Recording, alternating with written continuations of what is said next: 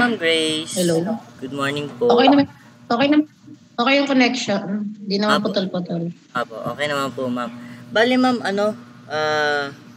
magkakandak lang po ako ng interview sa inyo for school purposes po, no? And ma'am, ask ko lang po yung company na pinapasukan. Ayan po. At anong branch po? Sige. Hi, I'm Mary Grace Flores from KFC Ortigas sa Galleria. Okay. Isa akong manager, ship leader, senior ship leader. Kung tawagin sa amin. Pero manager pa rin yun. Apo.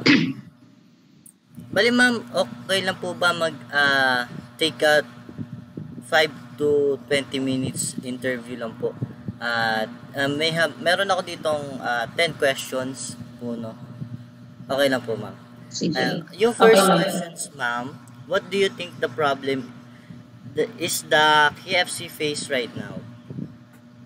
So tingin ko yung problem ni KFC ngayon yung kinakaharap ni KFC, yung sales, medyo mababa kasi yung sales ni KFC ngayon compare sa ibang fast food. And etong questions ko po na pangalawa, ma'am, what challenges do employees deal with every day?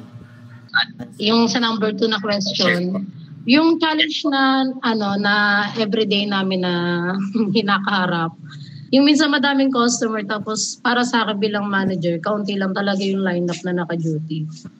Ayun, medyo doon kami na-challenge kasi kailangan mo ikaw na umikot sa ibang station. Hindi pwedeng doon ka lang. Kailangan pwede kang mag-counter. Flexible ka mag-kitchen.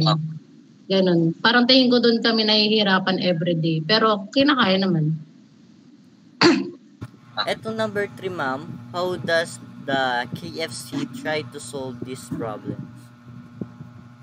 Sa sales naman, yung tingin ko sa isa sa problema talaga, nagbibigay kami ng mga promos like kagaya may promo kami na extra rice with drinks. Naka-upsize na yung drinks mo, tapos ang babayaran mo, yung rice na lang.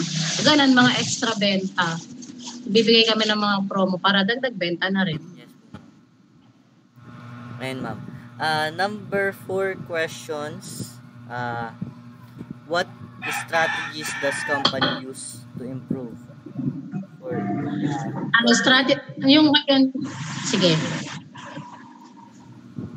Ayan, ma'am, to improve its work. Ayan.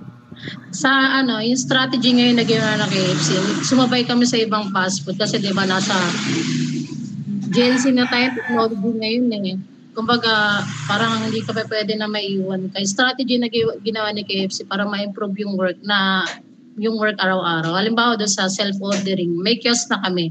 Nakahabol na kami sa ibang fast food kasi parang kami yung pinaka-late Nagkaroon na kami ng kiosk. Yung kiosk kasi, self-ordering yun. Makakalaya na sila maka-order doon kahit anong gusto nila. Di kagaya dati na sa counter pa sila pipila ng napakahaba. Doon, pag nag-kiosk sila, matik, may reference number na. Tapos, ando na yung order nila. Itatype lang namin kung ano yung order nila. Ay, yung number nila.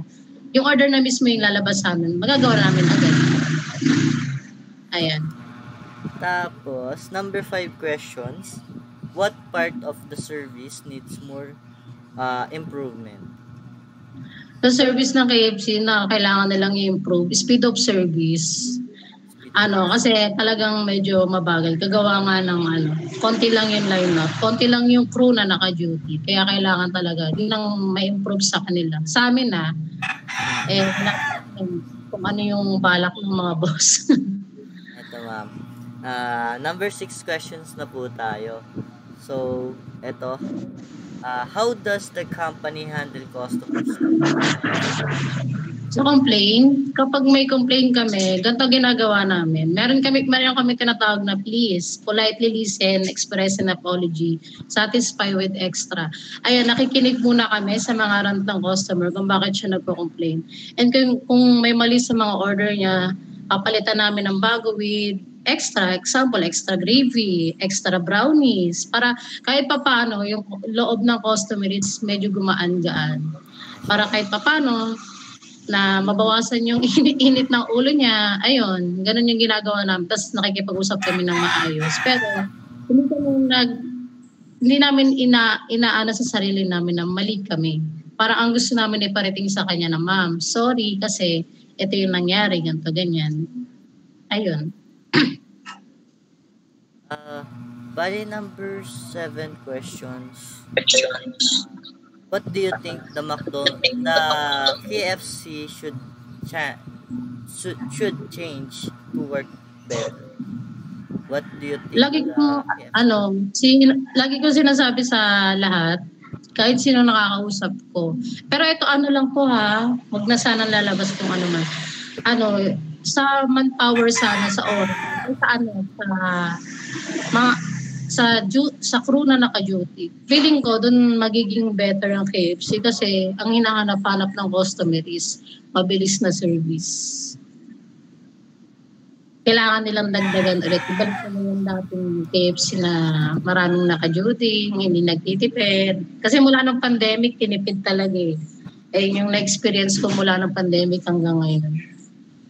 Sa manpower po talaga, ma'am. Yun ang kino-complain ng lahat eh. Kahit sinong tanongin mo taga KFC. Okay. Ito ma'am. Number 8. How does the team help each other when challenges come up? Pag may mga challenges kami, pero bilang isang manager, yung challenges halimbawa, kapag may mga sirang equipment, bilang manager, kailangan ko i-solve yun.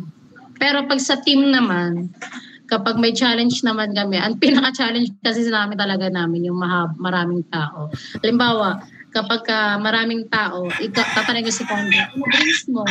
Ano pa kulang sa'yo? Ano pa kulang mo? May fries ka? Parang isa yun sa the way na magtulungan.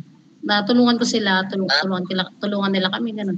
Ganun kami magtulungan sa store.